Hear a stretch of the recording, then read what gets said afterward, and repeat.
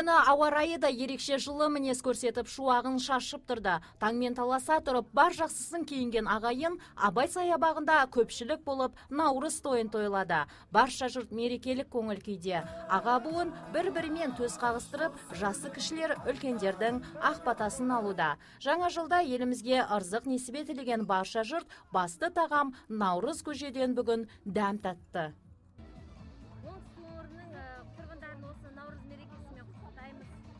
Барлығына құт береке, ақ мол болсын дейміз. Мынау күнмен күннің теңелген күніне барлығына жақсылық, амандық. Мынау оңтүстік өңіріміз өсіп, өркендей берсін дейміз. Өсіріп құз берген, айналайын сөздерден, сондықтан да мұң сәлем, той жасаған біздерден, бүтін болып жатырмыз, қуанып жаспен қарттымыз. Наурыз тойы Жаңаталап елді мекенінде де өз жалғасын тапты. Жақында ғана Шымкенттің аумағы кеңейіп, Жаңаталап ауылының тұрғындары шымкенттіктер деген атау алған болатын. Қалалық мәслихаттың сессиясында қала әкімдігінің ұсынысыменен сіздер біздің қаланың шекарасы өзгеріс енгізіліп, сіздердің бүкіл мынау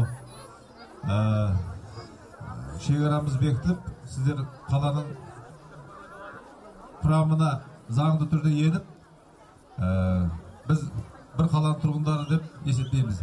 Біз арнайы келіп, Жаңаталап елді мекенінде осындай Наурыз тойланып жатқан екенін деп естіген екен, сіздердің көңілдеріңізді көтеріп, сіздер біздің басты назарымызда екенімізді жеткізу үшін келіп отырмыз.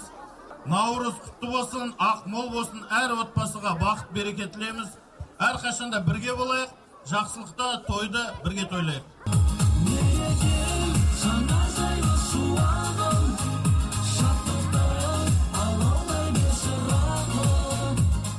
Бармағынан бал тамған шеберлер ұлттық өнерден сыр шертетін көрме ұйымдастырып, көпшілікке тарту етті. Бабадан бүгінге жетіп, ұлттық мәдениетімізбен өрілген төл мерекеміз тәуелсіздік жылдары нығая түскені белгілі. Міне, осылайша Наурыз бүгінде халықтың асыға, сағына күтетін жаңарған, жайнаған ұлттық мерекесіне айналып отыр.